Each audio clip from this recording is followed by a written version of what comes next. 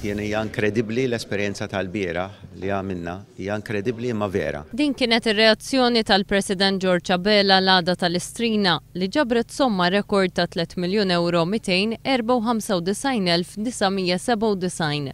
Il-President ringrazzja lil poplu Malti għal ġenerożità tiegħu. Qal li l-Istrina ħarġet il-vera kwalitajiet tal-Maltin u l-Awċin. Dan kien il-messaġġ qawwi li ħareġ, tas-sentiment qawwi nazzjonali ngħidlu jiena tal-poplu tagħna li jemmen li jrid jgħin lin-nies fil-bżonn. U fl-opinjoni tiegħi f'kampanja elettorali li deħlin fiha rridu ħafna nibżgħu għalih tas-sentiment nazzjonali. U nibqgħu niftakru tgħaddi l-elezzjoni li aħna fil-final poplu wieħed. U danu li jixtieq jara l-poplu tagħna. George Abela qal li fl-Istrina ta' din is-sena b'kollox ikkontribwixxew mal-100,000 ruħ minn barra l-parteċipazzjoni ta' madwar 350 voluntier u l-100 persuna l-oħra li taw is-sem tagħhom fl-ispettaklu li ttella.